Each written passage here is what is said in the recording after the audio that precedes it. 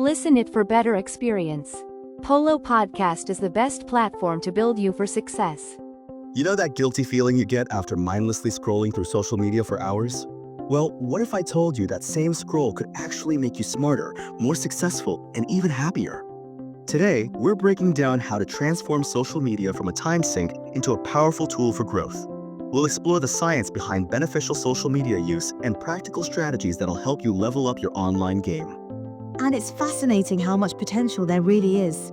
According to recent research, when used mindfully, social media can actually boost our emotional intelligence and create meaningful connections.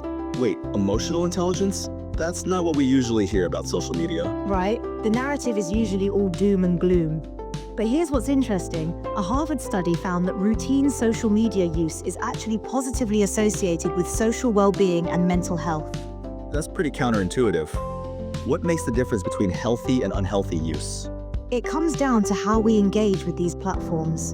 The research shows that mindful, intentional use leads to benefits, while emotional dependency, like checking apps excessively out of FOMO, leads to negative outcomes.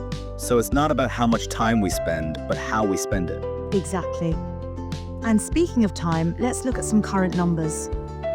As of 2025, about 90% of Gen Z adults are active on social media, spending 3-4 hours daily on these platforms. That's a lot of time. What platforms are they using most? Instagram leads at 89%, followed by YouTube at 84%, and TikTok at 82%. But here's what's really interesting. It's not just about entertainment anymore. What do you mean? Well, according to Meta's recent research, 81% of Gen Z Instagram users turn to the platform for personal growth, learning new skills, getting financial advice, finding inspiration. You know, this reminds me of Marie Kondo's philosophy, but instead of tidying up your house, you're tidying up your feed. That's a great analogy. And just like Marie Kondo suggests keeping only what sparks joy, research shows we should curate our feeds to follow accounts that inspire or foster connection. Let's talk about professional growth. How can people leverage social media for their careers? This is where it gets really practical. First, optimize your profiles for professional appeal. Your LinkedIn background should reflect your professional persona, and your bio should clearly state your expertise. Makes sense. What about content strategy? Regular posting of relevant content is key. Share articles, insights, or updates in your field. This showcases your knowledge and keeps you engaged with industry trends. But doesn't all this professional stuff feel a bit forced sometimes? You know, it's funny you mention that. It reminds me of that scene in Austin Powers where Dr. Evil demands $1 million as ransom. What seemed huge then feels small now. Similarly, what felt like forced networking on social media is now just how business gets done. Ha, that's a great parallel. But let's talk about mental health. How do we balance all this with well-being? According to WashU researchers, the key is intentional use. They found that people often turn to social media when feeling sad or worried, and it can actually help if used correctly. What does correctly mean in this context? It means regularly checking in with yourself. Ask questions like, am I using this for connection or just out of habit? And is this adding to my day or taking away from it? That's really practical advice. And is backed by science. Harvard researchers found that routine social media use can actually compensate for diminishing face-to-face interactions in our busy lives. But what about all the negative stuff we hear about social media? Valid concern. The CyberSmile Digital Wellbeing Report found that 40% of Gen Z report feeling anxious or sad after using social media. But here's the key, it's about how you use it. So what are some practical steps for healthier use? First, curate your feed ruthlessly. Unfollow accounts that trigger stress or social comparison. Research shows content and context matter more than total time spent. That makes sense. What else?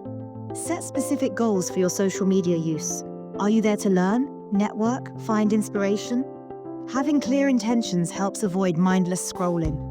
How about professional networking specifically? According to recent studies, LinkedIn and industry-specific groups on Facebook are particularly effective. Join relevant communities and actively participate in discussions. And what about content creation? Meta's research shows that video content is king, especially for Gen Z. 67% regularly share videos with friends and family, and it's become a primary way to express care and maintain connections. That's interesting. It's almost like sharing videos has become a new love language. That's exactly how Meta described it in their report. They literally called it a love language for Gen Z. Let's talk about boundaries. How do we avoid getting overwhelmed? Research suggests treating social media as just one of many daily activities. Keep it in balance with other things that promote well-being, especially during young adulthood. Any specific strategies for maintaining that balance? Yes, studies recommend setting specific times for checking social media rather than responding to every notification. This helps maintain focus and reduces anxiety. What about using social media for learning? This is where it gets exciting. 81% of Gen Z users report using platforms like Instagram and TikTok for skill development and educational content. That's a huge number. And it's changing how we think about education. These platforms are becoming informal learning hubs, especially for practical skills and industry insights. How can people make sure they're getting reliable information? Research suggests following established experts and institutions, cross-referencing information, and being skeptical of claims that seem too good to be true. What about building a personal brand? Consistency is key here. According to professional development research, maintain a uniform professional image across all platforms while staying authentic. How do you balance professionalism with authenticity? Studies show that sharing genuine insights and experiences while maintaining professional boundaries creates the most engaging and trustworthy online presence. Let's talk about engagement. How important is it to interact with others? Very. Research indicates that active engagement, commenting, sharing, participating in discussions leads to better outcomes than passive scrolling. What about time management? Studies recommend the purposeful pause technique, regularly stepping back to assess if your social media use aligns with your goals.